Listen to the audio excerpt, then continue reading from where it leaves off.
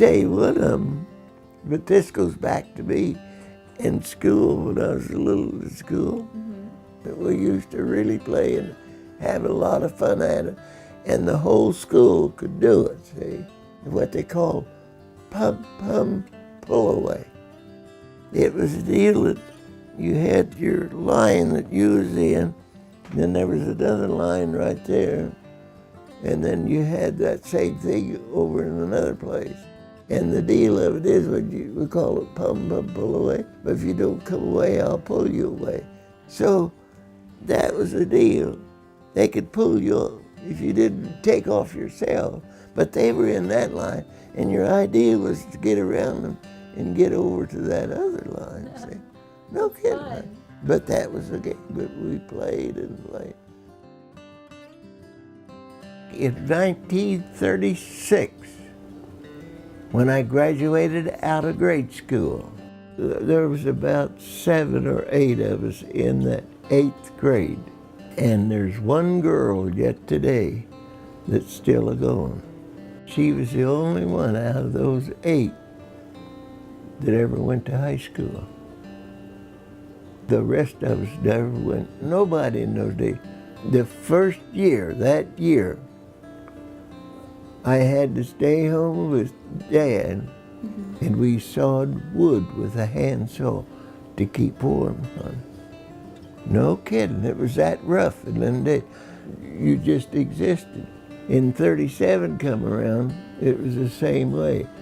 I had an older sister who was married to my brother-in-law. He was able to land a job in Lawrence, Kansas, and there was a gentleman down there that needed somebody to help milk cows, you know. He said, you come down, and he said you could stay with him and, you know, milk cows. I got $15 a month, but I had a place to live and something to eat. I had a good eats and everything.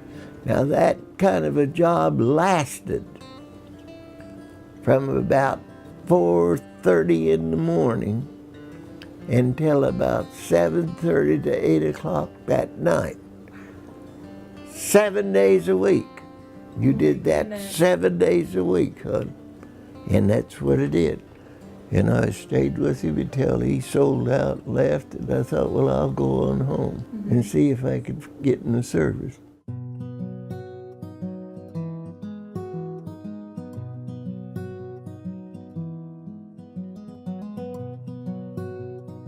This gentleman right here, that was my last platoon leader. He was an officer. We was out one time, we got to stop, you know, to do some cleaner rifles or something like that. And some of the guys, they found a wild hog, shot him. And we didn't have water or nothing to process it, see, so we just skinned it as best we could, cut chunks of meat off of it, build a fire, and roasted it, see. And boy, I looked at that white grease falling on the one of the guys, you know, had to come on and get you a big sissy and everything, and you wouldn't know what they'd call you. But as time went along, some of them got sick for that stuff. So what did we do? Went over to them guys.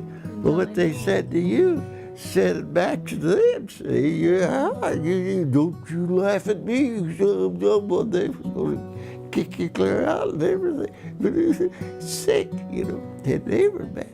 We get orders, move out. See, we got to get it going. Well, I'm sick, and they couldn't even wear their pants. Oh, you mentioned this gets kind of raw, right? I'll never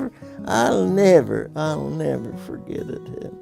That's all different guys that tell me, don't you laugh at me. Yeah, well, we'll get some more here.